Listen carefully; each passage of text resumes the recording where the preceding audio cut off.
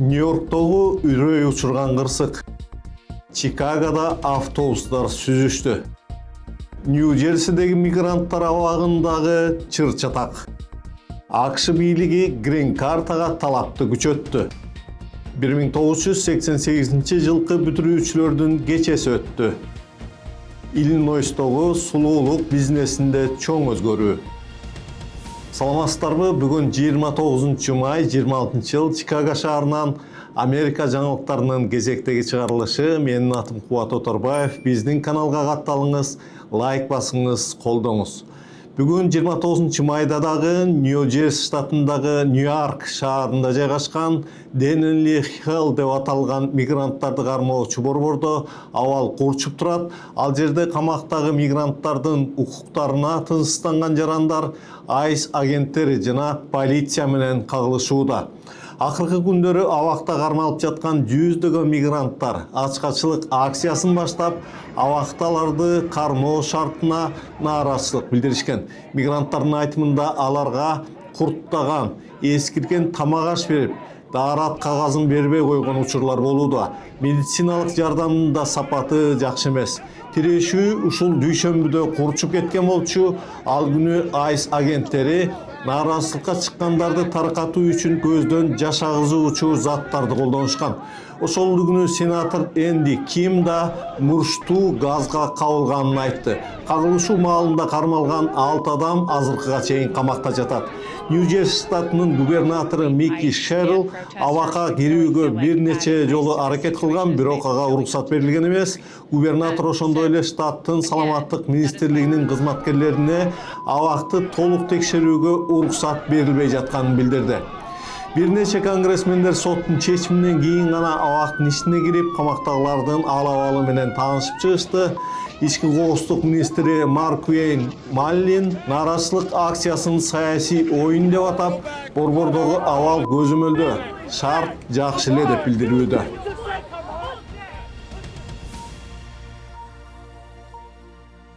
Катуу ылдамдыктагы скутер көйгөйү Кыргызстанда эле эмес, АКШда да бар. Болгондо да бул ирет кагылышуу трагедия менен аяктады.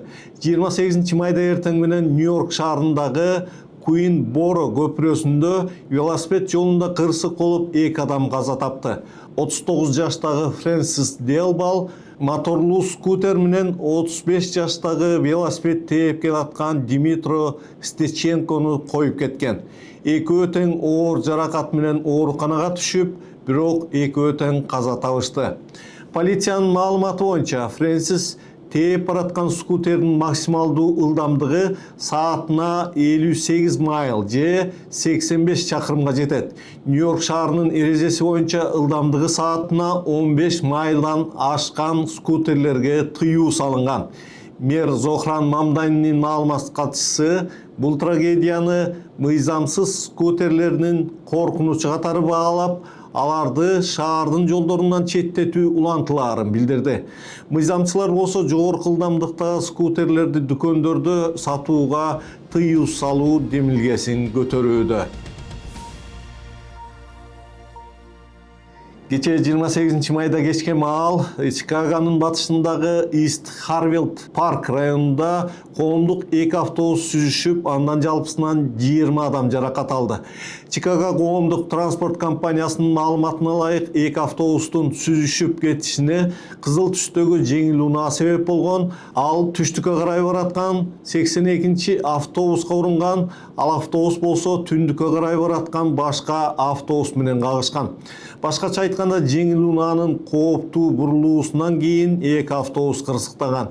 Чикаго өрт өчүрүү кызматынын маалыматы боюнча 11 адам ооруканага жеткирилди. Алардын биринин абалы өтө оор, дагы 5-өө оор абалда, дагы 5 жүргүнчү жеңил жаракат алды. 9 адамга болсо окуя болгон жерден медициналык жардам көрсөтүлдү. АКШ бийлиги грин-картага талапты күчөттү. Ушул аптада жарандык саясат жана миграция кызматы жаңы эреже чыгарып, ал мигранттар жана адвокаттар арасында бир топ тынчсызданууну жаратты.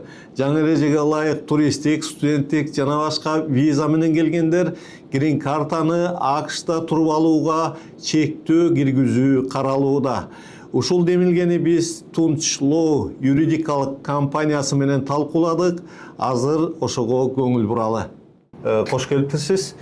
Мына жакында Кошмо Штаттардын жарандык жана миграция кызматы жаңы эрежени киргизди. Бул мигранттардын жашоосу улам эле татаалдап, улам эле бир жаңы талаптар кирип атат, өзүңүз жакшы билесиз. Анан ушул өзгөчө таң калтырып жана элди чочулатып аткан жаңы өзгөртүүсү мына жакында эле кирди ушул эле жумада.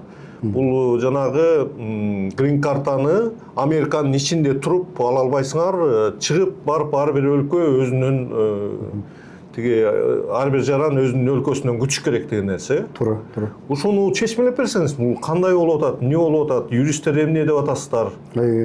Негизи бул азыр жаңы чыккандыгы үчүн деталдуу жазылып, кандай иштейт, кайсы тармактарга тиешеси бар, кайсы грин карталарды болот болбойт деген толук бир чечим чыга элек. Бирок бул чыкпаса дагы азыркы чыккан документ бул бир топ бузуучу жаратты да. Анан адвокаттардын айтымында бүгүнкү күндө мамлекеттик миграция кызматынын түшүнүгү дейли, силерде эгер турист виза менен Америкага келген болсоңор дейт, силер анда эмнеге бул статусуңарды алмашып атасыңар деген түшүнүктө. Силер деген ошо ниетиңер өзгөрө турган болсо, анда өзүңөр өлкөңөргө барып, ошо грин картаңарды алып кайра келбейсиңерби деген бул бир эмеси, алардын негиздейличи, негиздеп аткан негизи. Экинчиси, биз бага келген баарын эле азыр албетте мыйзам жол берет, билесиз да. IB1, 2, 3төн баштап кыскасы канча деген грин карталар бар. Бирок ошолордун экономикага, Американын негизи эле коомуна канчалык пайдасы бар деген да суроо көтөрүлүп атпайбы? Трампты байкасаңыздар, акыркы жылдар убактарда мигранттардан эмне пайда келип атат бизге деген суроонун тегерегинде болуп атпайбы? Ошон үчүн азыркы миграция кызматы дагы ошол экономикалык ошол пайдасы барбы жокпу деген. Анан кечээ жакында эле жаңы тактоо чыкты. Тактоодо алар айтыштыр, ооба биз максатыбыз негизи чектөө эмес болчу. Максатыбыз ошону тактап, иреттеп, чынында эле Американын экономикасына пайда алып келе турган кишилер болсо, анын үстүнө ал келген кишилер грин карта алып аткандар, алар жогорку билимдүү болсо, салым кошот деген максатта чыгарганбыз деп азыр бир аз жумшартып башташты. Эми ошол документте меморандум деп коет экен, ал ички документтин. Ошо меморандумунда айтылып атпайбы? Өзгөчө абалдагы негиздер болуш керек деп атат да. Ошол өзгөчө абалдагы негиздер, себептер эмне дегенде айттыбы ошол миграция кызматы? Тилекке каршы бул термин дейли, сөз дейли, бул аябай эле мындай кенен айтылган сөз да. Буну жалпылаганча, бунун баягы чынында экстраординардуу деп атабыз. Эмне болушу мүмкүн депчи, адам ооруп калып эле, баса албай калып эле болбосо, бирок азыр кайра тактап атышпайбы? Тактап атканда бул айтып атышат, жок, бул ошо экономикага аябай эле чоң салым кошо турган болсоң, ошо келген кишинин тажрыйбасы дейли, билими дейли өтө жогорку деңгээлде болуп, чынында эле талант болуп дейли.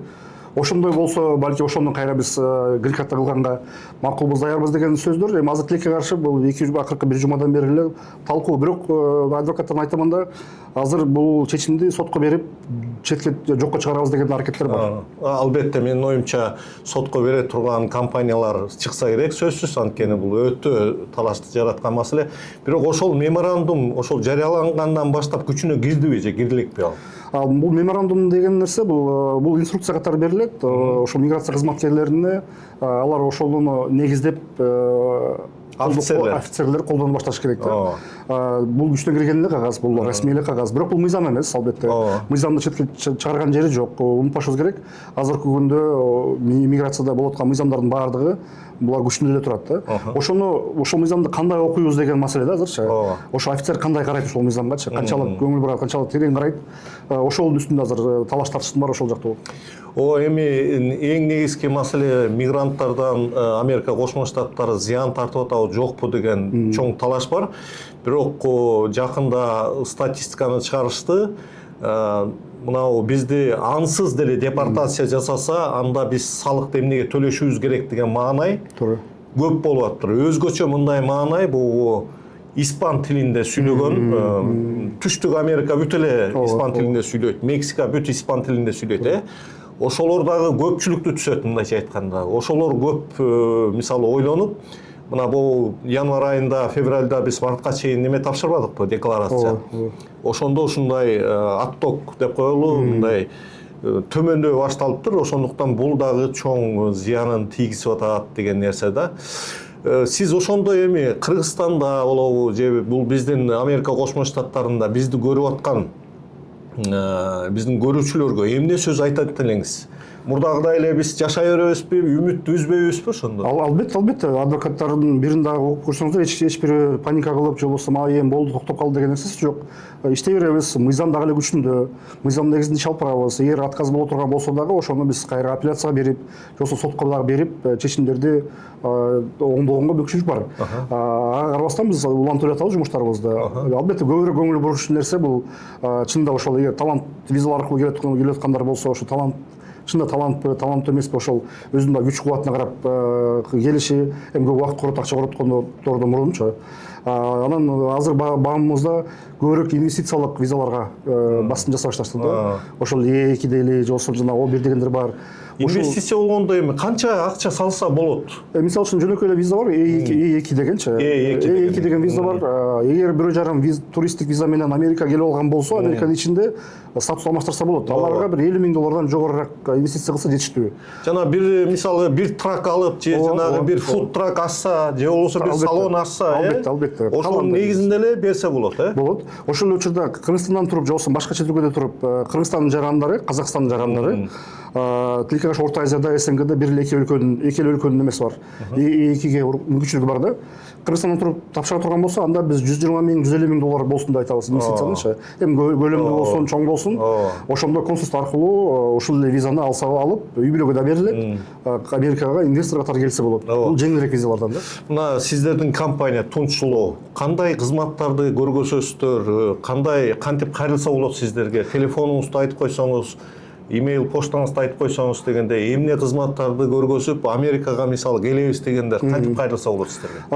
Биринчиден биз миграциялык компания катары адвокаттарыбыз менен биз иммиграция тиешелүү баардык жумуштарды кылабыз. Иммиграциялык визалар, туристтик визалар болсун, студенттик визалар болсун, инвесторлук визалар болсун, баарын карайбыз. Грин-карталардын баарын карайбыз.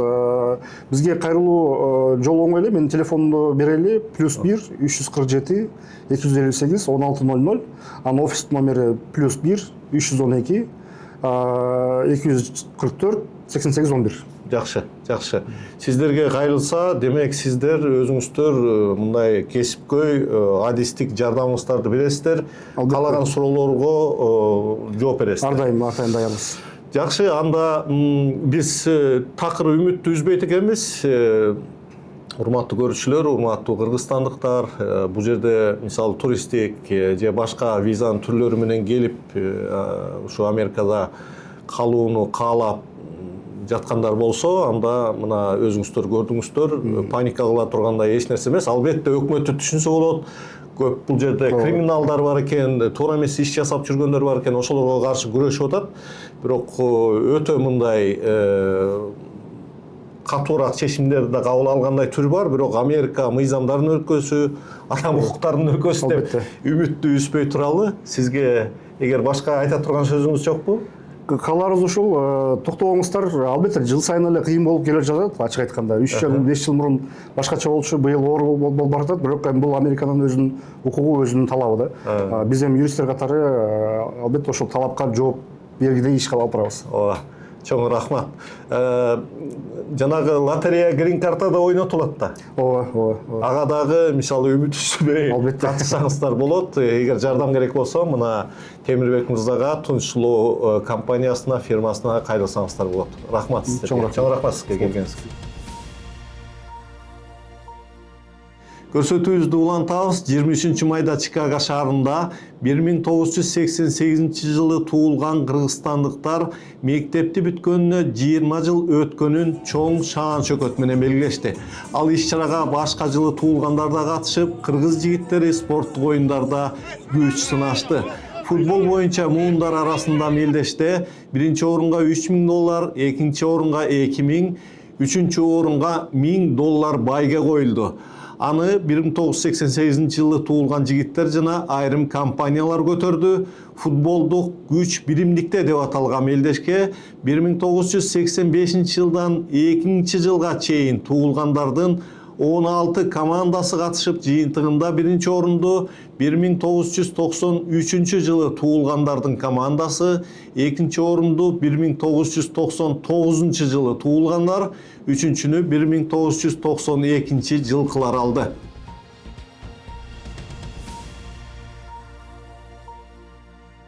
Illinois штатында сулуулук индустриясы үчүн маанилүү мыйзам долбоору кабыл алынды. Эми маникюр, косметология жана чач тараштык кесиптерге лицензия алуу жеңилдетилди. Мурда бул тармакта лицензия алууну каалагандар окуу жайларга көп акча төлөп окуса, эми сулуулук салондорунда деле акы төлөнүүчү практика аркылуу лицензия ала алышат. Мыйзам долбоору Illinois штатынын 2 палатасынан тең өтүп, азыр губернатордун кол коюусун күтүп жатат. Жаңы тартип боюнча талапкерлер лицензиясы бар салондор тажрыйбалуу адистердин көзөмөлү алдында иштеп, бир эле учурда кесип үйрөнүп жана айлык алып да турушат. Азыр Иллинойсто косметолог болуш үчүн окуу акысы $17,000 ашат. Чикагонун айрым мектептеринде контракт $26,000 чейин жетет. Адистердин айтымында жаңы мыйзам окууга каражаты жетпеген адамдарга жана иш издегендерге жакшы мүмкүнчүлүк ачат. Бул Иллинойсто жашаган көп кыргыз кыздарга жана айымдарга жакшы болот дегендик. Ушул маалымат менен Америка жаңылыктарын жыйынтыктап жатып, мен сиздерге биздин канал Америка Кошмо Штаттарындагы бардык штаттардан өз кабарчыларды издей тургандыгыбызды айтмакчымын. Сиздер бизге кайрылып, өзүңүздөрдүн видеону жиберип турсаңыздар болот. Биз сиздерге да бизге да өтө ыңгайлуу жана пайдалуу кызматташтыкты сунуш кылабыз. Биздин каналга катталыңыздар, лайк басыңыздар, эртеңки чейин сак саламатта туруңуздар.